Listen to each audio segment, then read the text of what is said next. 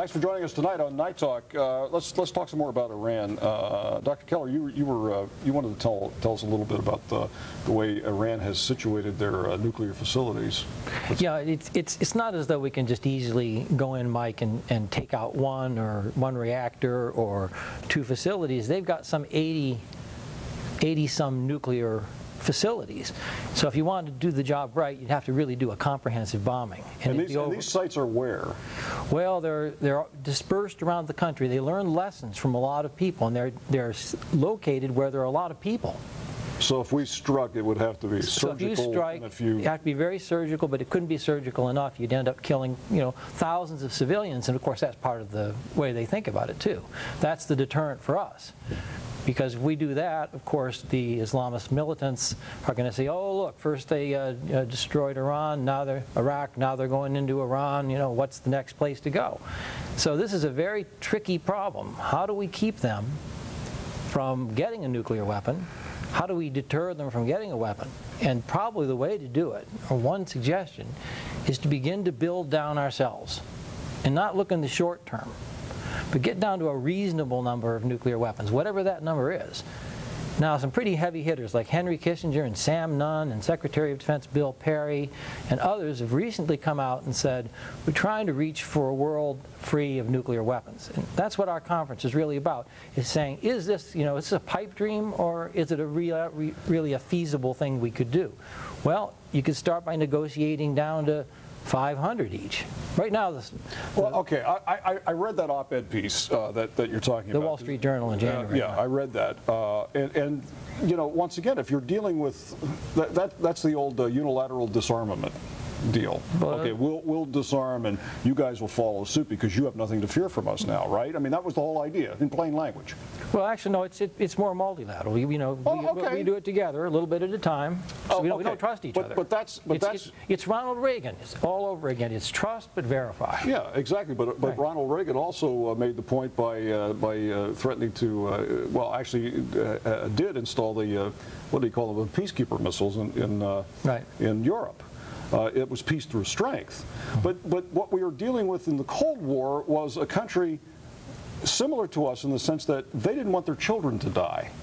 And so they had to think about before they pushed that button, because if we push that button, they're going to strike back and our children are going to die. But we're dealing now with people who don't think in those terms, correct? So if we reduced our stockpiles of nuclear weapons, well, they don't. Why would they care? Why would they respond to that? I guess I'd have to disagree. I'd say there's a radical fringe. Just like here in America, there's a radical fringe that likes to would shoot people, would shoot policemen, would do things. The guy who blew up the Oklahoma City bombing, some of the militias that we have in this country, the clans and that sort of thing.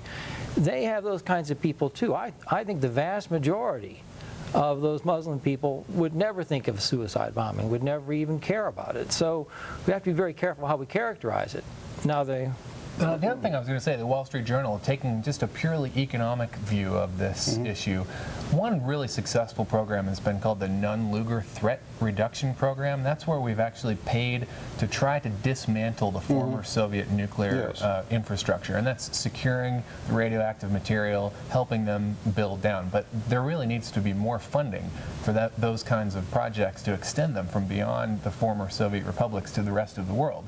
And when the United States is spending $6 billion a year to maintain its nuclear weapons arsenal, that's money that would be better spent in trying to secure the materials that terrorists could acquire and use against us. Because as you said before, it doesn't make much sense to build up a huge nuclear arsenal to try to deter terrorists who are not it doesn't, equally, it doesn't make sense to me to build down ours, to reduce our stockpile in hopes that they will follow suit. I just don't see that happening. Well, I think that's a pipe dream. Absolutely. I think it's a fantasy. You're not going to negotiate nuclear disarmament deals with terrorists. You are going to be able to negotiate regimes that can control fissile materials. And you think Ahmadinejad's regime is one that you would be able to do business with? Well, I would say in terms of Ahmadinejad coming to Colombia and really focusing on the issue of regime change, if that's your objective, really the #1 policy that you should have is try to deny him the sort of victories that would help him to consolidate power. And they would be what? a preemptive strike on nuclear facilities. So you would say no to a preemptive strike, that would be counterproductive? Because it can't go all the way to even if the Israelis did it? It will not knock out the Iranian regime. All right. It will simply consolidate Ahmadinejad's power and in the long term worsen the security threat.